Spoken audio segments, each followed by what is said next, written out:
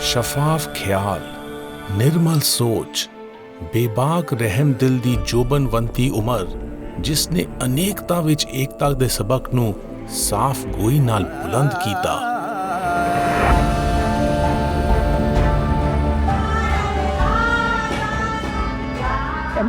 ਭਾਈ ਚਾਂਦ ਉਸ ਰੀਤ ਦਾ ਮੁਜੱਸਮਾ ਸੀ ਅਤੇ ਉਹਨਾਂ ਨੇ ਆਪਣੇ ਪੁਰਖਿਆਂ ਤੋਂ ਸਿੱਖਿਆ ਸੀ। ਇਹ ਰੀਤ ਸੀਨਾ ਬਸੀਨਾ ਚਲਦੀ ਮੇਰੇ ਤੱਕ ਪਹੁੰਚੀ ਹੈ। ਮੈਂ ਵਡਭਾਗੀ ਹਾਂ। ਸ਼ਫਾਫ ਖਿਆਲ ਭਾਈ ਮਰਦਾਨਾ ਦੀ ਵਿਰਾਸਤ ਦੀ ਥਾਂ ਪਾਉਂਦਾ ਹੈ, ਜੋ ਤਾ ਉਮਰ ਗੁਰੂ ਨਾਨਕ ਦੇ ਸੰਗੀ ਰਹੇ।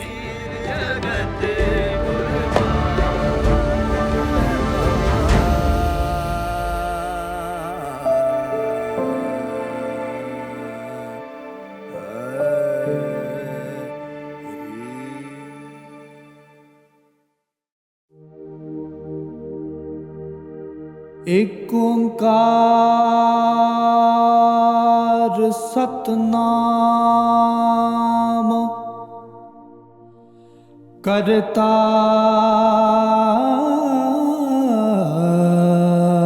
ਪੁਰਖ ਨਿਰਭਉ ਨਿਰਵੈਰ ਅਕਾਲ ਮੂਰਤ ਅਜੂਨੀ ਸੈਭੰ ਗੁਰ ਪ੍ਰਸਾਦ।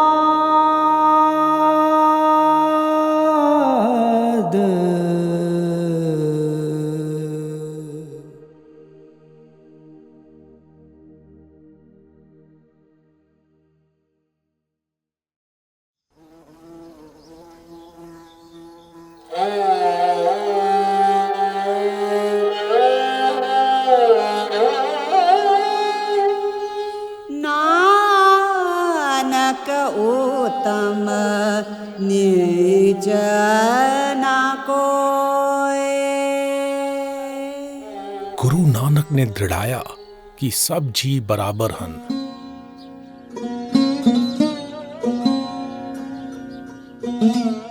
ਗੁਰੂ ਨਾਨਕ ਦੀ ਭੈਣ ਬੇਬੇ ਨਾਨਕੀ ਦਾ ਵਿਆਹ ਜੈ ਰਾਮ ਨਾਲ ਹੋਇਆ ਸੀ। ਉਹ ਕਾਲੀ ਵੇਈ ਦੇ ਕੰਢੇ ਸੁਲਤਾਨਪੁਰ ਲੋਧੀ ਵਿੱਚ ਵਸਦੇ ਸਨ। ਇਸ ਸ਼ਹਿਰ ਦੀ ਗੁਰੂ ਨਾਨਕ ਦੀ ਜ਼ਿੰਦਗੀ ਦੇ ਹਵਾਲੇ ਨਾਲ ਇਤਿਹਾਸਕ ਅਹਿਮੀਅਤ ਹੈ। ਮੌਜੂਦਾ ਦੌਰ ਵਿੱਚ ਸਿਆਸੀ ਕਾਰਨਾਂ ਕਾਰਨ ਇੰਡੀਆ ਪਾਕਿਸਤਾਨ ਦੀ ਸਰਹੱਦ ਨੂੰ ਸਿਰਫ ਨਾਮਜ਼ਦ ਨਾਕਿਆਂ ਤੋਂ ਹੀ ਪਾਰ ਕੀਤਾ ਜਾ ਸਕਦਾ ਹੈ। ਗੁਰੂ ਨਾਨਕ ਦੀ ਬਾਲਗ ਜ਼ਿੰਦਗੀ ਦੀ ਬਣਤਰ ਦੀਆਂ ਬਾਰੀਕੀਆਂ ਸਮਝਣ ਲਈ ਅਸੀਂ ਵਾਘਾ ਨਾਕੇ ਤੋਂ ਇੰਡੀਆ ਦੇ ਸ਼ਹਿਰ ਸੁਲਤਾਨਪੁਰ ਲੋਧੀ ਜਾ ਰਹੇ ਹਾਂ।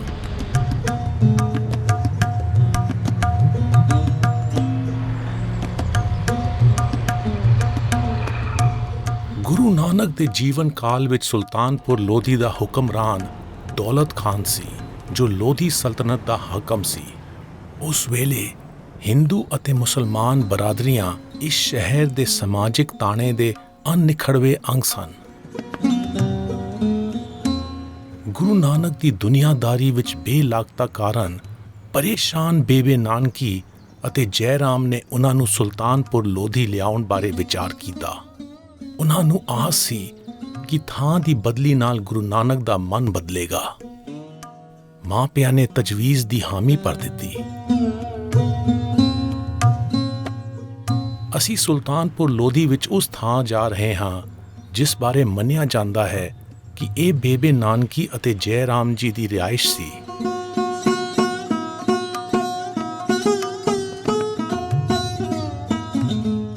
ਜੈ ਰਾਮ ਸੁਲਤਾਨਪੁਰ ਲੋਧੀ ਦੇ ਮੋਦੀ ਖਾਨੇ ਵਿੱਚ ਅਫਸਰ ਵਜੋਂ ਮੁਲਾਜ਼ਮਤ ਕਰਦੇ ਸਨ। ਜੈ ਰਾਮ ਨੇ ਮੋਦੀ ਖਾਨੇ ਵਿੱਚ ਮੁਲਾਜ਼ਮਤ ਲਈ ਗੁਰੂ ਨਾਨਕ ਦੀ ਅਰਜ਼ੀ ਪਾ ਦਿੱਤੀ। ਦੌਲਤ ਖਾਨ ਨੇ ਗੁਰੂ ਨਾਨਕ ਨੂੰ ਮੋਦੀ ਵਜੋਂ ਤਾਇਨਾਤ ਕਰ ਦਿੱਤਾ। ਇਸ ਅਹਿਮ ਅਹੁਦੇ ਦੀ ਜ਼ਿੰਮੇਵਾਰੀ ਸਰਕਾਰੀ ਮਾਲ ਗੋਦਾਮ ਦੀ ਨਿਗਰਾਨੀ ਅਤੇ ਰੋਜ਼ਾਨਾ ਹਿਸਾਬ ਕਿਤਾਬ ਦੇ ਵਹੀ ਖਾਤੇ ਭਰਨਾ ਸੀ। ਸੁਲਤਾਨਪੁਰ ਲੋਧੀ ਦੀ ਮੁਲਾਜ਼ਮਤ ਨਾਲ ਗੁਰੂ ਨਾਨਕ ਦੀ ਜ਼ਿੰਦਗੀ ਪੈਰਾਂ ਸਿਰ ਹੋਈ ਤਾਂ ਉਹ ਤਲਵੰਡੀ ਤੋਂ ਮਾਤਾ ਸੁਲੱਖਣੀ ਨੂੰ ਲੈ ਆਏ ਅਤੇ ਆਪਣਾ ਘਰ ਵਸਾ ਲਿਆ।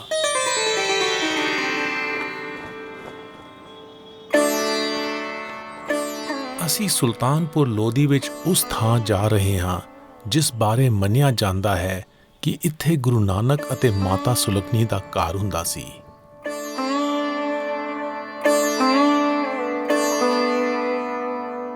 ਗੁਰੂ ਨਾਨਕ ਗੁਰੂ ਨਾਨਕ ਨੇ ਇੱਥੇ ਗ੍ਰਹਿਸਥ ਜੀਵਨ ਬਿਤਾਇਆ। ਸੁਲਤਾਨਪੁਰ ਲੋਧੀ ਵਿੱਚ ਗੁਰੂ ਨਾਨਕ ਦੀ ਰਿਹਾਇਸ਼ ਦੀ ਯਾਦ ਵਿੱਚ ਗੁਰਦੁਆਰਾ ਗੁਰੂ ਕਾ ਬਾਗ ਸੁਸ਼ੋਭਿਤ ਹੈ। ਜਲਦੀ ਹੀ ਉਹਨਾਂ ਨੂੰ 2 ਪੁੱਤਰਾਂ ਸ਼੍ਰੀ ਚੰਦ ਅਤੇ ਲਖਮੀ ਚੰਦ ਦੀ ਬਖਸ਼ਿਸ਼ ਹੋਈ। ਉਹਨਾਂ ਦੇ ਤਿਆਗੀ ਸੁਭਾਅ ਵਾਲੇ ਜੇਠੇ ਪੁੱਤਰ ਸ਼੍ਰੀ ਚੰਦ ਉਦਾਸੀ ਸੰਪਰਦਾਇ ਦੇ ਬਾਨੀ ਬਣੇ, ਜਿਨ੍ਹਾਂ ਨੇ ਗੁਰੂ ਨਾਨਕ ਦੇ ਆਲਮੀ ਸੁਨੇਹੇ ਨੂੰ ਦੂਰ ਦੁਰਾੜੇ ਤੱਕ ਪਹੁੰਚਾਉਣ ਦਾ ਕੰਮ ਕੀਤਾ। ਸ਼੍ਰੀ ਚੰਦ ਦੇ ਅਕਾਲ ਚਲਾਣੇ ਤੋਂ ਬਾਅਦ ਉਦਾਸੀ ਸੰਪਰਦਾਇ ਦੀ ਗੱਦੀ 6ਵੇਂ ਗੁਰੂ ਹਰਗੋਬਿੰਦ ਦੇ ਜੇਠੇ ਪੁੱਤਰ ਬਾਬਾ ਗੁਰਦਿੱਤਾ ਨੂੰ ਮਿਲੀ।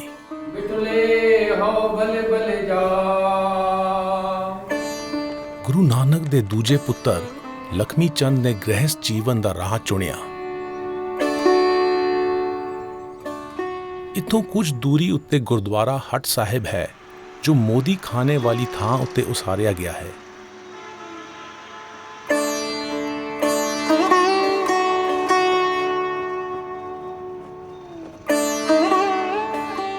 ਮੋਦੀ ਖਾਨੇ ਦੀ ਮੁਲਾਜ਼ਮਤ ਦੌਰਾਨ ਗੁਰੂ ਨਾਨਕ ਦਾ ਵਾਹ ਸਮਾਜਿਕ ਜ਼ਿੰਦਗੀ ਵਿੱਚ ਪਸਰੇ ਭ੍ਰਿਸ਼ਟਾਚਾਰ ਨਾਲ ਪਿਆ। ਭ੍ਰਿਸ਼ਟਾਚਾਰ ਸਮਾਜਿਕ ਨਿਜ਼ਾਮ ਦੀਆਂ ਜੜ੍ਹਾਂ ਵਿੱਚ ਵਸਿਆ ਸੀ। ਆਪਣੇ ਹਿੱਤਾਂ ਦੀ ਪੂਰਤੀ ਲਈ ਅਮੀਰ ਸਰਕਾਰ ਦਰਬਾਰ ਨੂੰ ਰਿਸ਼ਵਤ ਦਿੰਦੇ ਸਨ। ਇਨ੍ਹਾਂ ਹਾਲਾਤ ਦਾ ਲਾਹਾ ਲੈਣ ਲਈ ਸਰਕਾਰੀ ਅਮਲਾ ਆਪਣੀ ਤਾਕਤ ਦੀ ਦੁਰਵਰਤੋਂ ਕਰਦਾ ਸੀ ਅਤੇ ਦੁਸ਼ਵਾਰੀਆਂ ਨਿਤਾਣੇ ਤਬਕੇ ਦੇ ਹਿੱਸੇ ਆਉਂਦੀਆਂ ਸਨ। ਇਮਾਨਦਾਰੀ ਨੂੰ ਪ੍ਰਣਾਏ ਗੁਰੂ ਨਾਨਕ ਆਪਣਾ ਕੰਮ ਸੰਜੀਦਗੀ ਨਾਲ ਕਰਦੇ ਸਨ। ਵਹੀ ਖਾਤਾ ਸਹੀ ਰੱਖਦੇ ਸਨ ਅਤੇ ਪੂਰਾ ਤੋਲਦੇ ਸਨ। ਨਿਮਾਣੇ ਜੀਆਂ ਨੂੰ ਉਹ ਅਨਾਜ ਵੱਧ ਵਰਤਾਉਂਦੇ ਸਨ। ਦਿਨਾਂ ਵਿੱਚ ਹੀ ਉਹਨਾਂ ਦਾ ਨਾਮ ਚਾਰੇ ਪਾਸੇ ਰੋਸ਼ਨ ਹੋ ਗਿਆ। ਨਿਮਾਣੇ ਲੋਕ ਉਹਨਾਂ ਨਾਲ ਖੁਸ਼ ਸਨ। ਉਹ ਮਿਹਨਤੀ, ਇਤਬਾਰਯੋਗ, ਇਮਾਨਦਾਰ ਅਤੇ ਦਰਦਮੰਦ ਅਫਸਰ ਵਜੋਂ ਮਸ਼ਹੂਰ ਹੋ ਗਏ। ਉਹਨਾਂ ਦੀ ਮਕਬੂਲੀਅਤ ਤੋਂ ਖਾਰ ਖਾਣ ਵਾਲੇ ਇੱਕ ਮੁਲਾਜ਼ਮ ਨੇ ਨਵਾਬ ਕੋਲ ਸ਼ਿਕਾਇਤ ਕਰ ਦਿੱਤੀ ਕਿ ਗੁਰੂ ਨਾਨਕ ਗੈਰ ਜ਼ਿੰਮੇਵਾਰ ਅਫਸਰ ਵਜੋਂ ਸਰਕਾਰੀ ਖਜ਼ਾਨਾ ਉਡਾ ਰਿਹਾ ਹੈ। ਨਵਾਬ ਦੌਲਤ ਖਾਨ ਲੋਧੀ ਨੇ ਖਾਤੇ ਅਤੇ ਮਾਲ ਦਾ ਹਿਸਾਬ ਮਿਲਾਉਣ ਦਾ ਹੁਕਮ ਕਰ ਦਿੱਤਾ। ਪੜਤਾਲ ਤੋਂ ਬਾਅਦ ਖਾਤਾ ਸਹੀ ਪਾਇਆ ਗਿਆ ਅਤੇ ਮਾਲਖਾਨੇ ਵਿੱਚ ਅਨਾਜ ਵਾਧੂ ਪਾਇਆ ਗਿਆ, ਜੋ ਗੁਰੂ ਨਾਨਕ ਦੇ ਵਿਵਹਾਰ ਨੂੰ ਦੇਖਦੇ ਹੋਏ ਦਾਨੀ ਸ਼ਹਿਰੀਆਂ ਨੇ ਲੋੜਵੰਦਾਂ ਵਿੱਚ ਵਰਤਾਉਣ ਲਈ ਦਾਨ ਕੀਤਾ ਸੀ। ਨਾਨਕ ਆਖੈ ਰੇ ਮਨੋ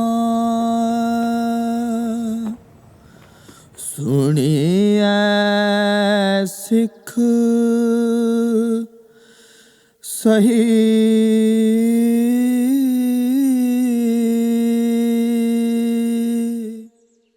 ਲੇਖਾ ਰਬ ਮਗੇਸੀਆ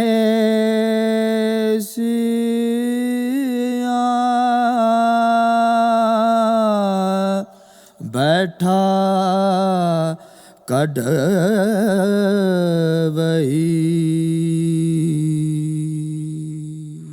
ਗੁਰੂ ਨਾਨਕ ਨੇ ਲੋਕਾਂ ਨੂੰ ਚੇਤੇ ਕਰਵਾਇਆ ਕਿ ਉਹਨਾਂ ਨੂੰ ਚੇਤਨਾ ਦੀ ਵਹੀ ਉੱਤੇ ਦਰਜ ਕਰਮਾਂ ਦਾ ਲੇਖਾ ਦੇਣਾ ਹੀ ਪੈਣਾ ਹੈ। ਕੁਦਰਤ ਦੇ ਨੇਮ ਮੁਤਾਬਕ ਝੂਠ ਦਾ ਖਾਤਮਾ ਅਤੇ ਸੱਚ ਦਾ ਬੋਲਬਾਲਾ ਤੈਅ ਹੈ। ਭ੍ਰਿਸ਼ਟਾਚਾਰ ਨਿੱਜੀ ਮੁਫਾਦ ਲਈ ਅਮਾਨਤ ਵਿੱਚ ਕੀਤੀ ਖਿਆਨਤ ਹੈ। ਕਿਸੇ ਵੀ ਜਮਹੂਰੀ ਸਮਾਜ ਦਾ ਧੁਰਾ ਇਮਾਨਦਾਰੀ ਹੈ, ਜਿਸ ਨਾਲ ਸਮਾਜਿਕ ਆਰਥਿਕ ਤਵਾਜ਼ਨ ਅਤੇ ਇਤਫਾਕ ਕਾਇਮ ਰਹਿੰਦਾ ਹੈ। ਇਨਸਾਨੀ ਹਕੂਕ ਦੇ ਇਨਕਲਾਬ ਦਾ ਬੀਜ ਗੁਰੂ ਨਾਨਕ ਨੇ ਮੋਦੀ ਖਾਨੇ ਵਿੱਚ ਆਪਣੇ ਅਮਲਾਂ ਰਾਹੀਂ ਬੀਜਿਆ।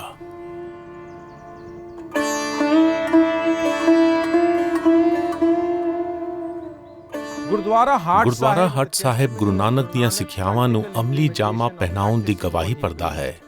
ਈਮਾਨ ਨਾਲ ਕਮਾਉਣਾ, ਦਿਲ ਖੋਲ ਕੇ ਵਰਤਾਉਣਾ ਅਤੇ ਰੂਹਾਨੀ ਸੋਚ ਵਿਚਾਰ ਕਰਨਾ। ਮਲਸੀਹਾਂ ਪਿੰਡ ਦਾ ਮੁਹੱਤਬਰ ਭਾਗੀਰਥ ਗੁਣਵਾਨ ਬੰਦਾ ਸੀ। ਜਦੋਂ ਉਹ ਮੋਦੀ ਖਾਨੇ ਵਿੱਚ ਆਪਣੀ ਢਾਲ ਜਮ੍ਹਾਂ ਕਰਵਾਉਣ ਆਏ ਤਾਂ ਨਵੇਂ ਮੋਦੀ ਨੇ ਉਹਨਾਂ ਦਾ ਦਿਲ ਟੁੰਬਿਆ। ਗੁਰੂ ਨਾਨਕ ਆਪਣੇ ਕੰਮ ਵਿੱਚ ਨਿਪੁੰਨ ਸਨ ਅਤੇ ਰੂਹਾਨੀਅਤ ਬਾਰੇ ਗਿਆਨਵਾਨ ਸਨ।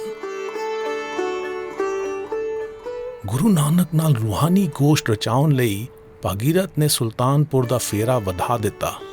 ਭਾਗੀਰਥ ਵਰਗਿਆਂ ਨਾਲ ਗੁਰੂ ਨਾਨਕ ਦੇ ਪੈਰੋਕਾਰਾਂ ਦਾ ਵਾਧਾ ਸ਼ੁਰੂ ਹੋਇਆ। ਗੁਰੂ ਨਾਨਕ ਦੀ ਸ਼ੋਭਾ ਦਾ ਪਸਾਰਾ ਪੂਰੇ ਇਲਾਕੇ ਵਿੱਚ ਹੋਣ ਲੱਗਿਆ। ਭਾਈ ਮਰਦਾਨਾ ਤਲਵੰਡੀ ਵਿੱਚ ਸਨ। ਗੁਰੂ ਨਾਨਕ ਦੇ ਇਨਕਲਾਬੀ ਤੇਜ਼ ਨਾਲ ਉਹਨਾਂ ਦਾ ਦਿਲ ਮੁਲਾਕਾਤ ਲਈ ਬਹਿਬਲ ਹੋਣ ਲੱਗਿਆ।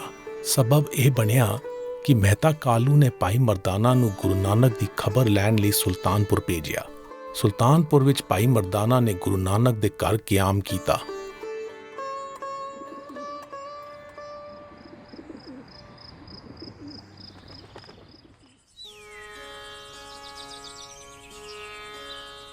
ਸਵਖਤੇ ਵੇਈ ਵਿੱਚ ਇਸ਼ਨਾਨ ਕਰਕੇ ਰੂਹਾਨੀ ਬਾਣੀ ਦਾ ਗਾਇਨ ਭਾਈ ਮਰਦਾਨਾ ਅਤੇ ਗੁਰੂ ਨਾਨਕ ਦਾ ਨੇਮ ਸੀ। ਇੱਕ ਦਿਨ ਭਾਈ ਮਰਦਾਨਾ ਨੇ ਆਪਣੀ ਧੀ ਦੇ ਵਿਆਹ ਵਿੱਚ ਆਉਂਦੀ ਮਾਇਆ ਦੀ ਤੰਗੀ ਦਾ ਜ਼ਿਕਰ ਕੀਤਾ। ਭਾਈ ਮਰਦਾਨਾ ਦੀ ਮੁਸ਼ਕਿਲ ਸੁਣ ਕੇ ਗੁਰੂ ਨਾਨਕ ਨੇ ਭਾਗੀਰਥ ਨੂੰ ਮਦਦ ਕਰਨ ਦੀ ਬੇਨਤੀ ਕੀਤੀ। ਬੰਦੋਬਸਤ ਕਰਨ ਲਈ ਭਾਗੀਰਥ ਲਾਹੌਰ ਗਿਆ, ਜਿੱਥੇ ਉਹਨਾਂ ਦੀ ਮੁਲਾਕਾਤ ਸ਼ਹਿਰ ਦੇ ਨਾਮੀ ਵਪਾਰੀ ਮਨਸੁਖ ਨਾਲ ਹੋਈ।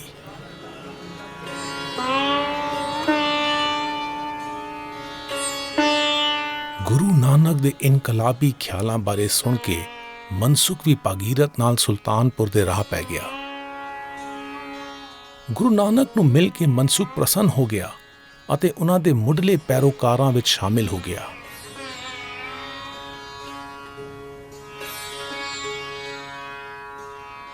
ਵਿਆਹ ਦਾ ਸਾਜੋ ਸਾਮਾਨ ਲੈ ਕੇ ਭਾਈ ਮਰਦਾਨਾ ਨੇ ਤਲਵੰਡੀ ਨੂੰ ਚਾਲੇ ਪਾ ਦਿੱਤੇ। ਆਪਣੀ ਧੀ ਦਾ ਵਿਆਹ ਸੰਪੂਰਨ ਕਰਨ ਤੋਂ ਬਾਅਦ ਉਹ ਗੁਰੂ ਨਾਨਕ ਦਾ ਸੰਗ ਨਿਭਾਉਣ ਸੁਲਤਾਨਪੁਰ ਪਰਤ ਆਏ।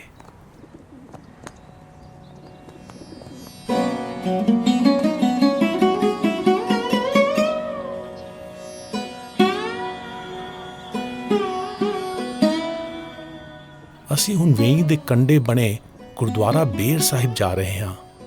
ਇਹ ਗੁਰਦੁਆਰਾ ਸੁਲਤਾਨਪੁਰ ਲੋਧੀ ਵਿੱਚ ਅਹਿਮ ਅਸਥਾਨ ਹੈ।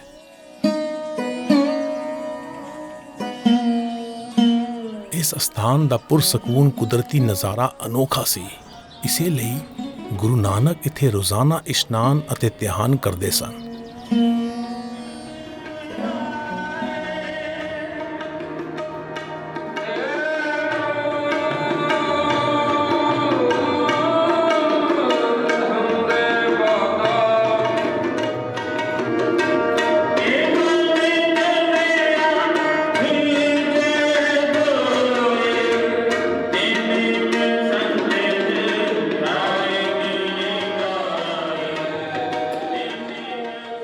ਸਰੀਰਕ ਤੌਰ ਤੇ ਭਟਕਣ ਕੀਤੇ ਬਿਨਾ ਕੋਈ ਸੱਚ ਨੂੰ ਕਿਵੇਂ ਪ੍ਰਾਪਤ ਕਰ ਸਕਦਾ ਹੈ? ਗੁਰ ਕਾ ਸ਼ਬਦ ਰਤਨ ਹੈ, ਕਰ ਚਾਨਣ ਆਪ ਦਿਖਾਇਆ।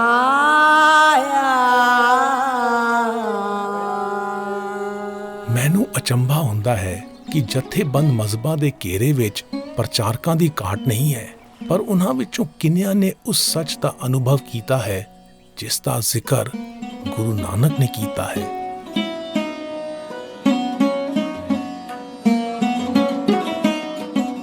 ਗੁਰਦੁਆਰਾ ਬੇਰ ਸਾਹਿਬ ਗੁਰੂ ਨਾਨਕ ਦੇ ਵੇਈ ਕੰਢੇ ਗੁਜ਼ਾਰੇ ਸਮੇਂ ਦੀ ਨੁਮਾਇੰਦਗੀ ਕਰਦਾ ਹੈ। ਇੱਥੇ ਉਹਨਾਂ ਨੇ ਧਿਆਨ ਕੀਤਾ ਅਤੇ ਅੱਲਾ ਦਿੱਤਾ ਨਾਮ ਦੇ ਮੁਸਲਮਾਨ ਫਕੀਰ ਨਾਲ ਗੋਸ਼ਟ ਰਚਾਇਆ। ਅਸਲਾਂ ਤੋਂ ਸੰਤ ਮਹਾਤਮਾ ਕਹਿੰਦੇ ਆਏ ਹਨ ਕਿ ਨਿਰੰਕਾਰ ਦਾ ਕਾਇਨਾਤ ਦੇ ਕਣ-ਕਣ ਵਿੱਚ ਵਾਸ ਹੈ। ਕਿ ਤੀਰਥ ਅਸਥਾਨ ਜਗਿਆਸੂ ਮਨ ਨੂੰ ਸਕੂਨ ਪਹੁੰਚਾਉਂਦੇ ਹਨ। ਓਜਸ सिलाती रथ बनवासा पर मत डोलत पै उदासा मन मैले सोचा क्यों होए साच मिले पावे पत सोए।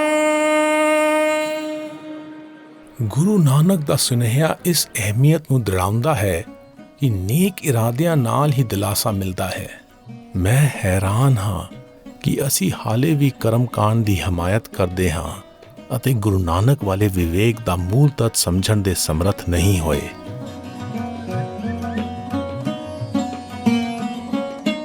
ਇਕੱਲਤਾ ਵਿੱਚ ਸੋਚ ਵਿਚਾਰ ਕਰਨ ਲਈ ਗੁਰੂ ਨਾਨਕ ਵੇਈ ਦੇ ਦੂਜੇ ਕੰਢੇ ਉੱਤੇ ਕਬਰਸਤਾਨ ਵਿੱਚ ਜਾਂਦੇ ਸਨ। ਗੁਰੂ ਨਾਨਕ ਦੇ ਸੋਹਰਾ ਸਾਹਿਬ ਮੂਲਾ ਖੱਤਰੀ ਆਪਣੇ ਨਾਲ ਸਾਮਾ ਪੰਡਿਤ ਨੂੰ ਲੈ ਕੇ ਕਬਰਸਤਾਨ ਗਏ ਤਾਂ ਜੋ ਉਹਨਾਂ ਦੀ ਇਕੱਲਤਾ ਦੀ ਥਾਂ ਪਾਈ ਜਾ ਸਕੇ। ਜਦੋਂ ਉਹਨਾਂ ਨੂੰ ਗੁਰੂ ਨਾਨਕ ਦੇ ਬੇਲਾਗ ਮਨ ਦੀ ਥਾਂ ਨਾ ਪਈ ਤਾਂ ਮੂਲਾ ਖੱਤਰੀ ਨੇ ਉਹਨਾਂ ਨੂੰ ਬਦਰੂਹਾਂ ਦੀ ਜਕੜ ਵਿੱਚੋਂ ਕੱਢਣ ਲਈ ਫਕੀਰਾਂ ਤੱਕ ਪਹੁੰਚ ਕੀਤੀ। ਗੁਰੂ ਨਾਨਕ ਨੇ ਇੱਕ ਦਿਨ ਵੇਈ ਵਿੱਚ ਇਸ਼ਨਾਨ ਲਈ ਚੁੱਭੀ ਲਗਾਈ ਅਤੇ ਵਾਪਸ ਨਹੀਂ ਆਏ। ਮੌਕੇ ਉੱਤੇ ਹਾਜ਼ਰ ਲੋਕਾਂ ਨੇ ਇਹ ਸੋਚ ਕੇ ਹਾਏ ਤੋਬਾ ਮਚਾਈ ਕਿ ਗੁਰੂ ਨਾਨਕ ਡੁੱਬ ਗਏ ਹਨ। ਉਹਨਾਂ ਨੂੰ ਲੱਭਣ ਲਈ ਨਵਾਬ ਦੌਲਤ ਖਾਨ ਲੋਧੀ ਨੇ ਹਰ ਹੀਲਾ ਕੀਤਾ ਪਰ ਕੁਝ ਪੱਲੇ ਨਾ ਪਿਆ। ਇੱਕ ਵਿਚਾਰ ਇਹੋ ਹੈ ਕਿ ਦੂਜੇ ਪਾਸੇ ਘਣੇ ਜੰਗਲ ਵਿੱਚ ਇਕੱਲੇ ਧਿਆਨ ਕਰਨ ਲਈ ਗੁਰੂ ਨਾਨਕ ਨੇ ਵੇਈ ਪਾਰ ਕੀਤੀ ਹੋਵੇ।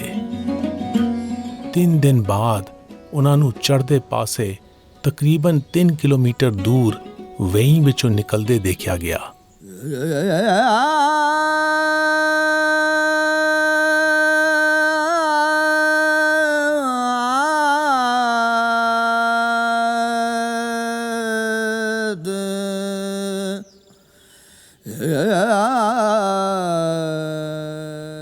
ਗੁਰਦੁਆਰਾ ਸੰਤ ਘਾਟ ਗੁਰੂ ਨਾਨਕ ਦੇ ਵੇਈ ਵਿੱਚੋਂ ਮੁੜ ਪ੍ਰਗਟ ਹੋਣ ਦੀ ਯਾਦ ਵਿੱਚ ਬਣਿਆ ਹੈ।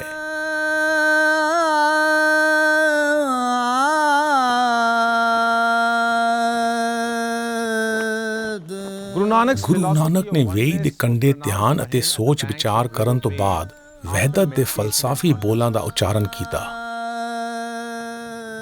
ਆਪਣੇ ਇਸ ਰਹੱਸਮਈ ਤਜਰਬੇ ਨਾਲ ਗੁਰੂ ਨਾਨਕ ਨੂੰ ਵਸਾਹਤ ਦੀ ਬਖਸ਼ਿਸ਼ ਹੋਈ ਜਿਸ ਨੂੰ ਉਹ ਸਮੂਹ ਲੋਕਾਈ ਵਿੱਚ ਵਰਤਾਉਣਾ ਚਾਹੁੰਦੇ ਸਨ। ਏਕੋ ਧਰਮ ਤ੍ਰਿੜੈ ਸਚ ਕੋਈ।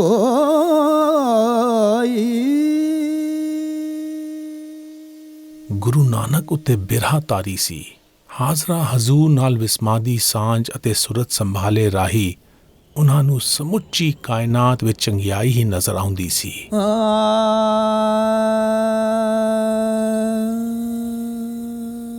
ਗੁਰੂ ਨਾਨਕ ਨੇ ਦੁਨਿਆਵੀ ਮਾਇਆ ਨਾਲ ਬੰਧਨ ਤੋੜੇ ਤਾਂ ਲੋਕਾਂ ਨੂੰ ਲੱਗਿਆ ਕਿ ਉਹਨਾਂ ਦੀ ਸੁੱਧ ਬੁੱਧ ਗੁਆਚ ਗਈ ਹੈ। ਕੋਈ ਆਖੈ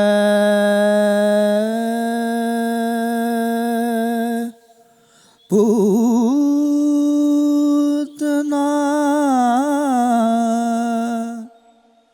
को कहे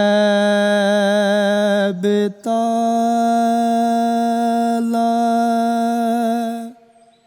कोई आखे आदमी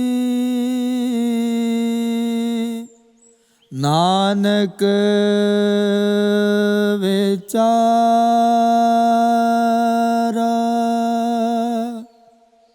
पया दीवाना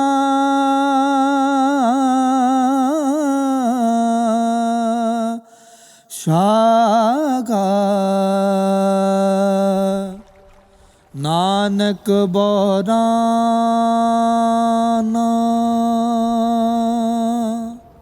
हाँ हर बिन अवर न जाना।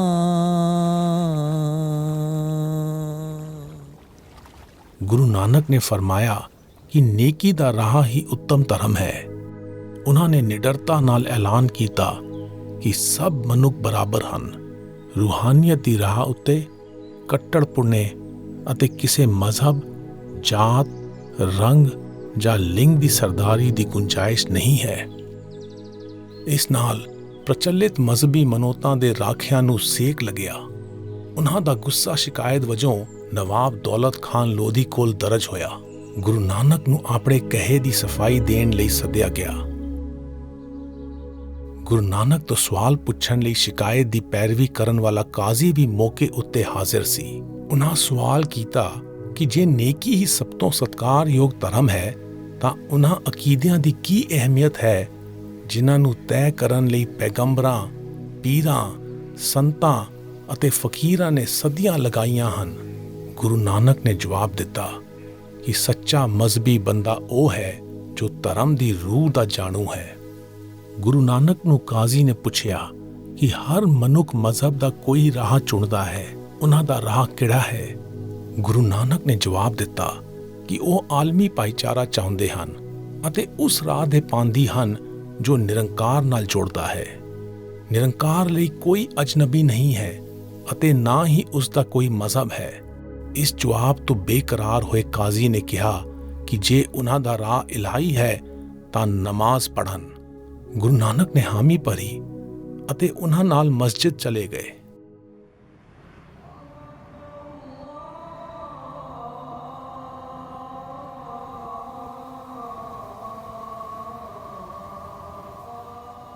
ਅਸੀਂ ਹੁਣ ਗੁਰਦੁਆਰਾ ਅੰਤਰਯਾਮਤਾ ਸਾਹਿਬ ਜਾ ਰਹੇ ਹਾਂ। ਇਹ ਗੁਰਦੁਆਰਾ ਨਮਾਜ਼ ਵਾਲੀ ਸਾਖੀ ਦੀ ਯਾਦ ਵਿੱਚ ਹੀ ਬਣਿਆ ਹੋਇਆ ਹੈ। ਜਦੋਂ ਕਾਜ਼ੀ ਨਮਾਜ਼ ਪੜ੍ਹ ਰਿਹਾ ਸੀ ਤਾਂ ਗੁਰੂ ਨਾਨਕ ਉਹਨਾਂ ਵੱਲ ਦੇਖ ਕੇ ਮੁਸਕਰਾ ਰਹੇ ਸਨ। ਗੁੱਸੇ ਵਿੱਚ ਆਏ ਕਾਜ਼ੀ ਨੇ ਉਹਨਾਂ ਦੀ ਮੁਸਕਰਾਹਟ ਦਾ ਕਾਰਨ ਪੁੱਛਿਆ। ਗੁਰੂ ਨਾਨਕ ਨੇ ਜਵਾਬ ਦਿੱਤਾ ਕਿ ਕਾਜ਼ੀ ਇਮਾਨਦਾਰੀ ਨਾਲ ਨਮਾਜ਼ ਨਹੀਂ ਪੜ੍ਹ ਰਹੇ ਸਨ। ਹਾਲਾਂਕਿ ਉਹ ਜਿਸਮਾਨੀ ਪੱਖੋਂ ਮਸਜਿਦ ਵਿੱਚ ਹਨ, ਪਰ ਧਿਆਨ ਘਰ ਵਿੱਚ ਪੈਦਾ ਹੋਈ ਵਛੜੀ ਵਿੱਚ ਹੈ। ਮਜ਼ਹਬੀ ਬਾਣੇ ਪਾਉਣਾ ਅਤੇ ਰਹੋ ਰੀਤ ਨਿਭਾਉਣਾ ਸੁਖਾਲਾ ਹੈ, ਪਰ ਅਸਲ ਇਮਤਿਹਾਨ ਤਾਂ ਰੂਹਾਨੀ ਰਹਿਬਰਾਂ ਦੇ ਦਰਸਾਏ ਰਾਹ ਉੱਤੇ ਚੱਲਣਾ ਹੈ। ਕਿਸੇ ਅਕੀਦੇ ਦਾ ਸੱਚਾ ਪੈਰੋਕਾਰ ਤਾਂ ਦਇਆਵਾਨ ਅਤੇ ਨਿਮਾਣਾ ਜੀ ਹੈ ਜੋ ਮੁਕੰਮਲ ਯਕੀਨ ਵਿੱਚ ਮਗਲੂਬ ਹੋ ਜਾਂਦਾ ਹੈ। ਇਸ ਤੋਂ ਬਿਨਾਂ ਤਾਂ ਰੋਜ਼ਾਨਾ ਇਬਾਦਤ, ਰਹੋ ਰੀਤ ਅਤੇ ਬਾਣਾ ਮਹਿਜ਼ ਪਖੰਡ ਹਨ। ਸਾਡੀ ਚਾਹਨਾ ਤਾਂ ਚੰਗਿਆਈ ਕਰਨਾ ਹੈ, ਪਰ ਸਾਡੀ ਚਾਹ ਦਾ ਰਾਹ ਕੌਣ ਰੋਕਦਾ ਹੈ? मन भूलो परमस आए जाए आत लुब्ध लुबानो बिखम माए। ਨਫਸੀ ਬਹਿਕਾਂ ਦੇ ਮੰਤਰ ਹੇਠ ਮਨ ਦਗੇਬਾਜ਼ ਹੋ ਜਾਂਦਾ ਹੈ। ਮਾਇਆ ਜਾਲ ਵਿੱਚ ਫਸਿਆ ਮਨੁੱਖ ਬੰਧਨ ਅਤੇ ਬੇਬੰਧਨੀ ਦੀ ਘੁੰਮਣ ਘੇਰੀ ਵਿੱਚ ਫਸ ਜਾਂਦਾ ਹੈ ਅਤੇ ਉਸ ਦੀ ਅਸਲ ਚਾਹਨਾ ਉੱਤੇ ਰੋਕ ਲੱਗ ਜਾਂਦੀ ਹੈ।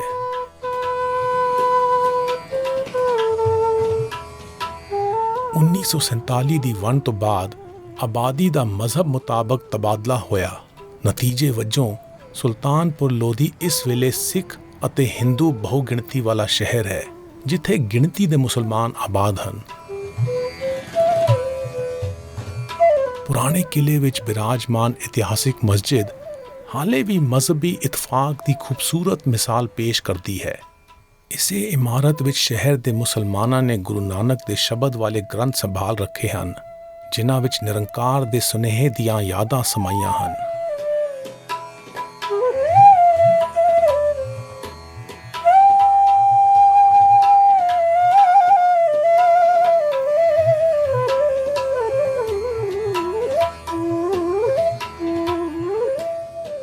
ਆਖਰ ਗੁਰੂ ਨਾਨਕ ਨੇ ਮਜ਼ਹਬੀ, ਸਮਾਜਿਕ ਅਤੇ ਤਹਿਜ਼ੀਬੀ ਜੋੜ ਮੇਲਿਆਂ ਵਾਲੇ ਅਸਥਾਨ ਤੇ ਪੈਂਡੇ ਤੈਅ ਕਰਨ ਦਾ ਫੈਸਲਾ ਕਰ ਲਿਆ।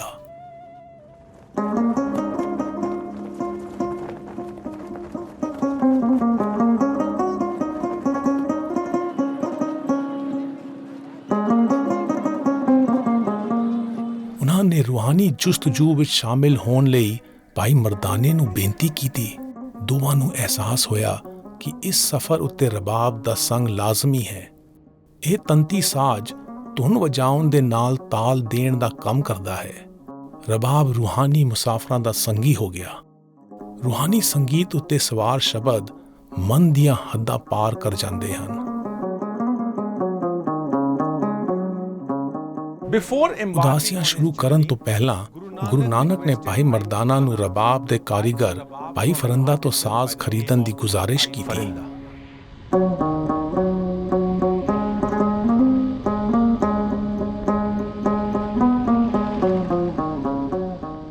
ਅਸੀਂ ਹੁਣ ਸੁਲਤਾਨਪੁਰ ਲੋਧੀ ਤੋਂ ਪਰੋਣਾ ਪਿੰਡ ਜਾ ਰਹੇ ਹਾਂ, ਜਿੱਥੇ ਕਾਲੀ ਵੇਈ ਬਿਆਸ ਦਰਿਆ ਵਿੱਚ ਪੈਂਦੀ ਹੈ।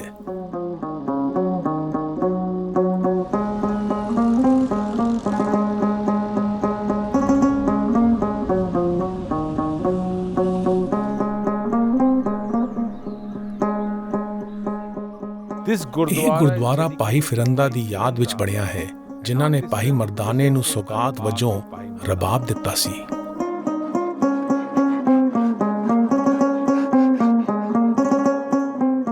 ਭਾਈ ਮਰਦਾਨਾ ਨੇ ਰਬਾਬ ਪਸੰਦ ਕਰ ਲਿਆ। ਭਾਈ ਫਿਰੰਦਾ ਆਪਣੇ ਹੱਥੀਂ ਗੁਰੂ ਨਾਨਕ ਨੂੰ ਰਬਾਬ ਭੇਟ ਕਰਨ ਲਈ ਸੁਲਤਾਨਪੁਰ ਲੋਧੀ ਪਹੁੰਚੇ। ਵਿਸਮਾਦ ਵਿੱਚ ਆਏ ਗੁਰੂ ਨਾਨਕ ਨੇ ਗਾਇਨ ਕੀਤਾ।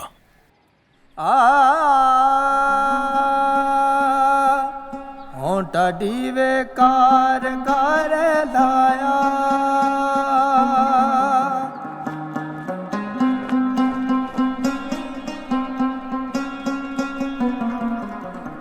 ਰਾਤ ਦੀ ਹੈ ਕੈ ਵਾਰ ਤੁਰੋ ਫਰਮਾਇਆ,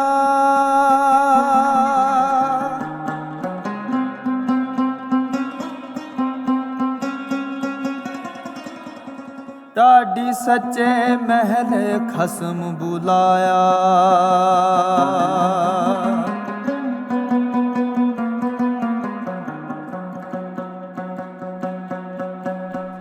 ਸੱਚੀ ਸਿਫਤ ਸਾਲਾ ਕਪੜਾ ਪਾਇਆ, ਸੱਚਾ ਅੰਮ੍ਰਿਤ ਨਾਮ ਭੋਜਨ ਆਇਆ,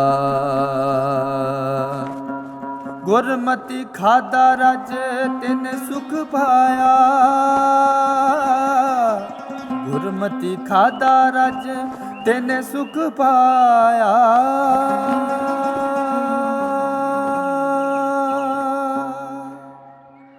ਗੁਰੂ ਨਾਨਕ ਨੇ ਹਲੀਮੀ ਨਾਲ ਸਮਝ ਲਿਆ ਕਿ ਉਹ ਅਗਲੇਰੀ ਮੁਹਿੰਮ ਲਈ ਤਿਆਰ ਸਨ।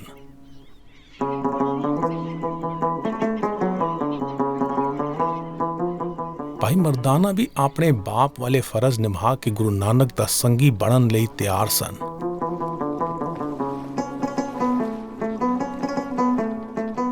ਭਾਈ ਗੁਰਦਾਸ ਨੇ ਦਰਜ ਕੀਤਾ ਹੈ, ਇੱਕ ਬਾਬਾ ਅਕਾਲ ਰੂਪ, ਦੂਜਾ ਰਬਾਬੀ ਮਰਦਾਨਾ। ਇਤਿਹਾਸਿਕ ਤੌਰ ਉੱਤੇ ਮੁਸਲਮਾਨ ਗਵਈਆਂ ਨੇ ਗੁਰਬਾਣੀ ਦਾ ਗਾਇਨ ਕੀਤਾ ਅਤੇ ਰਬਾਬੀ ਅਖਵਾਏ। ਉਹਨਾਂ ਨੇ ਸਦੀਆਂ ਤੱਕ ਗੁਰਦੁਆਰਿਆਂ ਵਿੱਚ ਰੂਹਾਨੀ ਸ਼ਬਦ ਗਾਏ। 1947 ਦੀ ਵੰਡ ਨੇ ਬਰੇ ਸਗੀਰ ਨੂੰ ਦੋ ਖੁਦ ਮੁਖਤਿਆਰ ਮੁਲਕਾਂ ਇੰਡੀਆ ਅਤੇ ਪਾਕਿਸਤਾਨ ਵਿੱਚ ਤਕਸੀਮ ਕੀਤਾ। ਮਜ਼ਹਬਾਂ ਮੁਤਾਬਕ ਹਿਜਰਤ ਹੋਈ। ਮੰਦੇ ਭਾਗੀ ਇਸ ਵਾਕਿਆ ਨੇ ਸਿਰਫ ਇਲਾਕਾ ਹੀ ਨਹੀਂ ਵੰਡਿਆ, ਸਗੋਂ ਇਸ ਨੇ ਸਾਂਝੇ ਤਹਿਜ਼ੀਬੀ ਪੱਖਾਂ ਉੱਤੇ ਮਾੜਾ ਅਸਰ ਪਾਇਆ, ਜਿਨ੍ਹਾਂ ਵਿੱਚ ਰਬਾਬੀਆਂ ਦੀ ਪਰੰਪਰਾ ਵੀ ਸ਼ਾਮਿਲ ਸੀ। ਮੌਜੂਦਾ ਦੌਰ ਵਿੱਚ ਸਿਆਸੀ ਕਾਰਨਾਂ ਕਰਕੇ ਇੰਡੀਆ ਪਾਕਿਸਤਾਨ ਦੀ ਸਰਹੱਦ ਕੁਝ ਤਹਿ ਨਾਕਿਆਂ ਤੋਂ ਹੀ ਪਾਰ ਕੀਤੀ ਜਾ ਸਕਦੀ ਹੈ। ਅਸੀਂ ਗੁਰੂ ਨਾਨਕ ਦੇ ਪਦ ਚਿੰਨ੍ਹਾਂ ਤੋਂ ਕੁਝ ਵਿੰਗ ਪਾ ਕੇ ਵਾਘਾ ਨਾਕੇ ਤੋਂ ਪਾਕਿਸਤਾਨ ਵਿੱਚ ਲਾਹੌਰ ਜਾ ਰਹੇ ਹਾਂ, ਤਾਂ ਜੋ ਉਹਨਾਂ ਤੰਦਾਂ ਨਾਲ ਜੁੜਿਆ ਜਾ ਸਕੇ ਜੋ ਇਸ ਵਿਰਾਸਤ ਨੂੰ ਜਿਉਂਦਾ ਰੱਖ ਰਹੀਆਂ ਹਨ।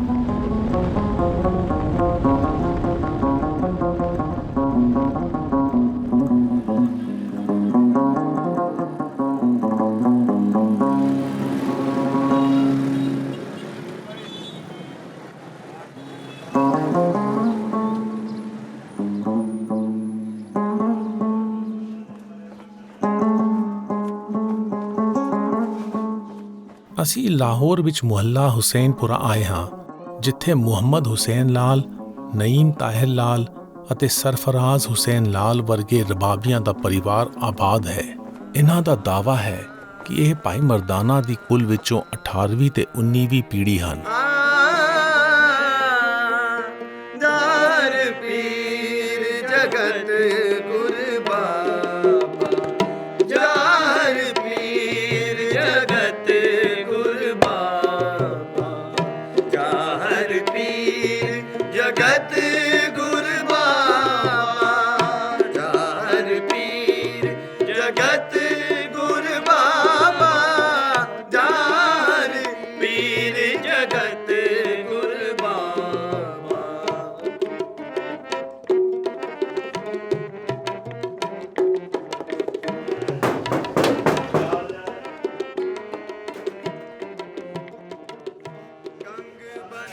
ਓ ਵੀਰ ਜੀ ਸਤਿ ਸ੍ਰੀ ਅਕਾਲ ਮਹਾਰਾਜ। ਸਲਾਮ ਜੀ ਸਲਾਮ, ਕੀ ਹਾਲ ਹੈ? ਠੀਕ ਹੋ ਜੀ? ਹੋਰ ਵਾਹਿਗੁਰੂ ਜੀ ਕਾ ਖਾਲਸਾ ਵਾਹਿਗੁਰੂ ਠੀਕ ਹੋ ਜੀ? ਬਹੁਤ ਚੰਗਾ ਲੱਗਿਆ। ਮੈਨੂੰ ਥੋੜਾ ਆਪਣੇ ਪਰਿਵਾਰ ਦੇ ਬਾਰੇ ਵਿੱਚ 47 ਤੋਂ ਪਹਿਲੇ ਕੀ ਮਾਹੌਲ ਸੀਗਾ, ਅੱਜ ਕੀ ਮਾਹੌਲ ਹੈ, ਇਹਦੇ ਬਾਰੇ ਥੋੜਾ ਸਾਨੂੰ ਦੱਸੋ। ਪਾਰਟੀਸ਼ਨ ਤੋਂ ਪਹਿਲਾਂ ਭਾਈ ਮਰਦਾਨਾ ਜੀ ਦੀ ਅੰਸ ਬੰਸ ਚੋਂ ਸ਼੍ਰੀ ਹਰਮੰਦਰ ਸਾਹਿਬ ਗੋਲਡਨ ਟੈਂਪਲ 'ਚ 12 ਜੋੜੀਆਂ ਕੀਰਤਨ ਕਰਦੀਆਂ ਸਨ ਤੇ ਮੁxtਲਫ ਗੁਰਦੁਆਰਿਆਂ 'ਚ ਰੁਬਾਬੀ ਖਾਨਦਾਨ ਜਿਹੜਾ ਸੀ ਹਜ਼ੂਰੀ ਰਾਗੀ ਦੇ ਤੌਰ ਤੇ ਆਪਣੀਆਂ ਡਿਊਟੀਆਂ ਸਰ ਅੰਜਾਮ ਦਿੰਦਾ ਸੀ। ਗੋਂਦਵਾਲ ਸਾਹਿਬ ਭਾਈ ਲਾਲ ਜੀ ਦਾ ਜਨਮ ਹੋਇਆ ਤੇ ਸਭ ਤੋਂ ਵੱਡੇ ਤਾਇਆ ਜੀ ਹਜ਼ੂਰੀ ਰਾਗੀ ਸੇ ਸੀਸਗੰਜ ਗੁਰਦੁਆਰਾ ਤੋਂ, ਔਰ ਸਾਡੇ ਦਾਦਾ ਜੀ ਔਰ ਸਾਡੇ ਨਾਨਾ ਜੀ ਭਾਈ ਚਿਰਾਗਦੀਨ ਇਹ ਹਜ਼ੂਰੀ ਰਾਗੀ ਸਨ ਆਪਣਾ ਗੋਂਦਵਾਲ ਸਾਹਿਬ ਗੁਰਦੁਆਰੇ ਸਾਹਿਬ। ਜਦੋਂ ਪਾਰਟੀਸ਼ਨ ਹੋ ਗਈ ਤੇ ਕੀਰਤਨ ਦਾ ਜਿਹੜਾ ਸਿਲਸਿਲਾ ਸੀ ਉਹ ਬਿਲਕੁਲ ਖਤਮ ਹੋ ਗਿਆ।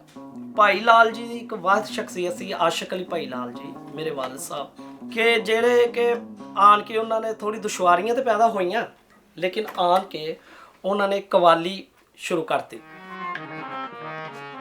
19ਵੀਂ ਪੀੜ੍ਹੀ ਆ ਗਈ ਹੈ, ਮਿਹਨਤ ਮਜ਼ਦੂਰੀ ਕਰਦੇ ਆ ਸਾਰੇ, ਤੇ ਜਦੋਂ ਆਪਣਾ 4 ਮੇਲੇ ਲੱਗਦੇ ਨੇ ਤੇ ਜਦੋਂ ਸੰਗਤਾਂ ਆਉਂਦੀਆਂ ਨੇ ਅਸੀਂ ਕੀਰਤਨ ਕਰਨੇ, ਲੇਕਿਨ ਛੱਡਿਆ ਨਹੀਂ।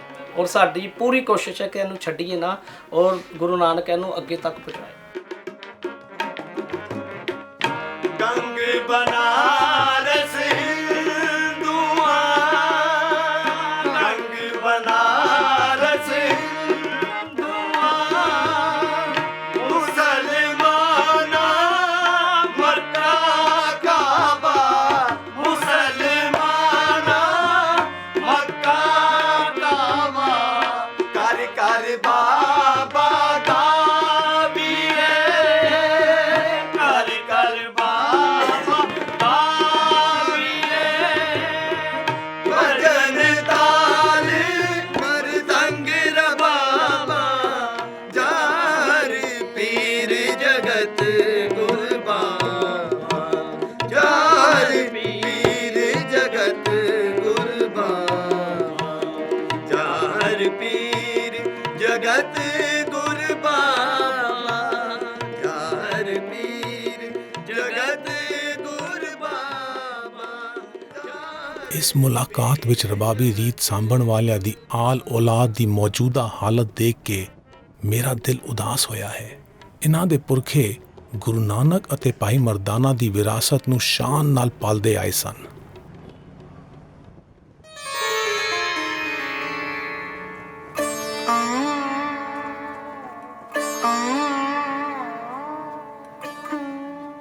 ਲਾਹੌਰ ਵਿੱਚ ਗੁਰੂ ਨਾਨਕ ਦੀ ਜੋਤ ਜਗਾਈ ਰੱਖਣ ਵਾਲੀਆਂ ਸ਼ਖਸੀਅਤਾਂ ਹਨ।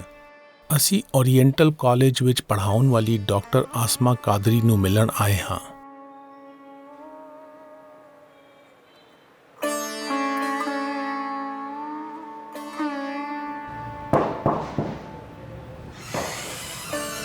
आओ जी। ਸਲਾਮ ਅਸਮਾ ਜੀ। ਸਤਿ ਸ਼੍ਰੀ ਅਕਾਲ ਜੀ, ਕੀ ਹਾਲ ਹੈ? ਸਲਾਮ ਤੇ ਸਤਿ ਸ੍ਰੀ ਅਕਾਲ। ਕਿਸ ਤਰ੍ਹਾਂ ਤੁਸੀਂ? ਬਿਲਕੁਲ ਠੀਕ, ਬਿਲਕੁਲ ਠੀਕ। ਬਹੁਤ ਬਹੁਤ ਧੰਨਵਾਦ, ਤੁਸੀਂ ਟਾਈਮ ਦਿੱਤਾ ਅੱਜ। ਕੋਈ ਨਹੀਂ, ਤੁਸੀਂ ਵੇਲਾ ਨਾਲ ਲਈ ਫਿਰਦੇ ਹੋ ਆਪ ਹੀ। ਜਿੱਦਾਂ ਪੰਜ ਹੋਇਆ ਹੈ ਉਹ ਵੇਲੀਓਂ ਬਾਹਰ ਹੀ ਤੇ ਕਰਦੇ ਨੇ ਸਾਰਿਆਂ ਨੂੰ। ਤੁਹਾਡੇ ਆਉਣ ਤੋਂ ਪਹਿਲੇ ਹੀ ਨਾ ਕਿਤਾਬ ਆਈ ਸੀ ਨਵੀਂ ਗਾਵਣ ਸੰਘ, ਤੇ ਉਹ ਖੋਲੀਏ ਤੇ ਨਾਨਕ ਦਾ ਸ਼ਬਦ ਆ ਗਿਆ ਸਾਹਮਣੇ, ਤੇ ਨਾਲ ਹੀ ਤੁਸੀਂ ਆ ਗਏ ਹੋ।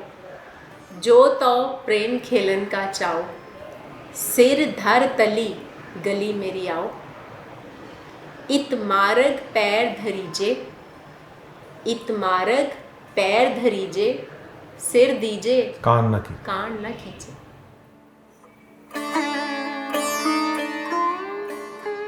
ਅਸਮਾ ਜੀ, ਤੁਹਾਡਾ ਗੁਰੂ ਨਾਨਕ ਨਾਲ ਕੀ ਰਿਸ਼ਤਾ ਹੈ? ਜਿਹੜਾ ਹੈ ਵੇ ਸਾਡਾ ਕਲਾਸੀਕਲ ਸ਼ਾਇਰੀ ਸਾਰੀ ਬਾਬਾ ਫਰੀਦ ਤੋਂ ਸ਼ੁਰੂ ਹੁੰਦੀ ਹੈ। ਸੁਲਤਾਨ ਬਾਹੂ, ਸਚਲ ਸਰਮਸਤ, ਸ਼ਾਹ ਹੁਸੈਨ, ਬੁੱਲੇ ਸ਼ਾਹ, ਵਾਰਿਸ ਸ਼ਾਹ, ਦਮੂਦਰ, ਮੀਆਂ ਮੁਹੰਮਦ ਬਖਸ਼, ਮੌਲਵੀ ਗੁਲਾਮ ਰਸੂਲ ਆਲਮਪੁਰੀ, ਇਹ ਸਾਰੇ ਦੇ ਸਾਰੇ ਸ਼ਾਇਰ ਅਸੀਂ ਨਜਮ ਸਾਹਿਬ ਦੇ ਨਾਲ ਸੰਗਤ 'ਚ ਪੜ੍ਹ ਰਹੇ ਹਾਂ ਔਰ ਪਿਛਲੇ 40-45 ਸਾਲ ਤੋਂ ਇਹ ਸਿਲਸਿਲਾ ਚੱਲ ਰਿਹਾ ਹੈ ਹਰ ਹਫਤੇ। ਉੱਥੇ ਹੀ ਅਸੀਂ ਗ੍ਰੰਥ ਸਾਹਿਬ ਨੂੰ ਪੜ੍ਹ ਕੇ ਤੇ ਇਹਦੀ ਸਮਝ ਹੈ ਜਿਹੜੀ ਉਹ ਸਾਡੇ ਅੰਦਰ ਬਣਨੀ ਸ਼ੁਰੂ ਹੋਈ ਹੈ, ਕਿਉਂਕਿ ਬਾਬਾ ਨਾਨਕ ਦੇ ਪਿੱਛੇ ਜੋ ਰੀਤ ਮੌਜੂਦ ਹੈ ਉਹ ਹੈ ਬਾਬਾ ਫਰੀਦ ਦੀ। ਨਾਨਕ ਦੇ ਨਾਲ ਕੀ ਜੁੜਤ ਸੀ ਸਾਡੇ ਸ਼ਾਇਰਾਂ ਦੀ ਕਿ ਤੁਹਾਡੇ ਲਈ ਹੈਰਾਨਗੀ ਦੀ ਗੱਲ ਹੋਏਗੀ। ਸਾਡਾ ਸਿੰਧ ਦਾ ਇੱਕ ਸ਼ਾਇਰ ਹੈ ਸਚਲ,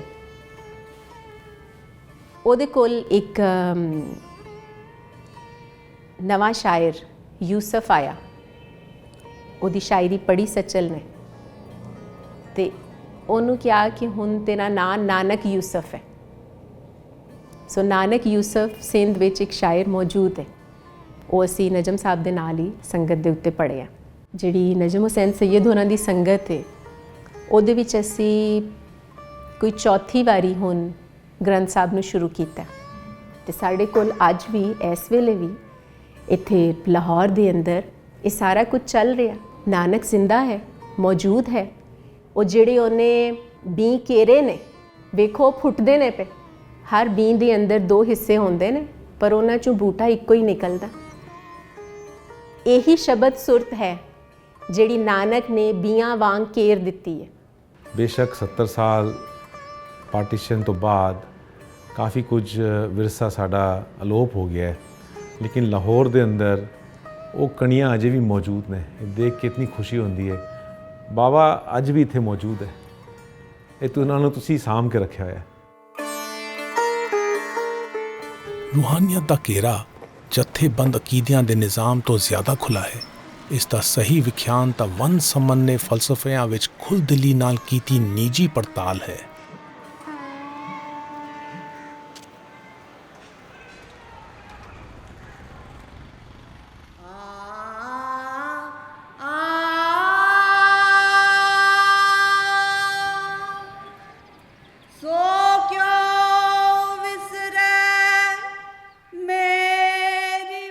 ਸਲੀਮਾ ਖਵਾਜਾ ਪੇਸ਼ੇ ਪੱਖੋਂ ਵਕੀਲ ਹੈ, ਪਰ ਉਸ ਦੀ ਰੂਹ ਗੁਰੂ ਨਾਨਕ ਦੇ ਫਲਸਫੇ ਨਾਲ ਜੁੜੀ ਹੋਈ ਹੈ। ਦਰਬਾਰ ਸਾਹਿਬ ਅੰਮ੍ਰਿਤਸਰ ਵਿੱਚ ਕੀਰਤਨ ਕਰਨ ਵਾਲੇ ਆਖਰੀ ਰਬਾਬੀਆਂ ਵਿੱਚ ਭਾਈ ਚਾਂਦ ਸਨ। ਭਾਈ ਚਾਂਦ ਦੇ ਸਪੁੱਤਰ ਭਾਈ ਗੁਲਾਮ ਮੁਹੰਮਦ ਚਾਂਦ ਤੋਂ ਕੀਰਤਨ ਸੁਣ ਕੇ ਸਲੀਮਾ ਖਵਾਜਾ ਦੀ ਗੁਰਬਾਣੀ ਨਾਲ ਸਾਂਝ ਬਣੀ। ਆਖਾਂ ਜੀਵਾਂ ਵਿਸਰੇ ਮਰ ਜਾਉ, ਆਖਨ ਆਖਾ ਸਾਚਾ ਨਾਉ। ਸ਼ੁਰੂਆਤ ਕੁਝ ਅਜਿਹੀ ਹੋਈ ਸੀ। ਭਾਈ ਚਾਂਦ ਨਾਲ ਮੇਰੀ ਮੁਲਾਕਾਤ ਹੋਈ। ਉਹ ਸਾਡੇ ਘਰ ਆਏ ਅਤੇ ਉਹਨਾਂ ਨੇ ਸ਼ਬਦ ਗਾਇਨ ਕੀਤਾ। शब्द पेश किए, रेंडिशंस उनकी, and I was drawn to ਉਹਨਾਂ ਦੇ that. ਗਾਇਨ ਵਿੱਚ ਅਜੀਬ ਕਸ਼ਿਸ਼ ਸੀ, ਜਿਸ ਨਾਲ ਉਹਨੂੰ ਅੰਦਾਜ਼ਾ ਹੋਇਆ ਕਿ ਬਾਬਾ ਨਾਨਕ ਦੇ ਕਲਾਮ ਦਾ ਘੇਰਾ ਵਸੀਹ ਹੈ। Expansive. ਮੈਂ 2007 ਵਿੱਚ ਉਹਨਾਂ ਤੋਂ ਸਿੱਖਣਾ ਸ਼ੁਰੂ ਕੀਤਾ। सीखना शुरू किया।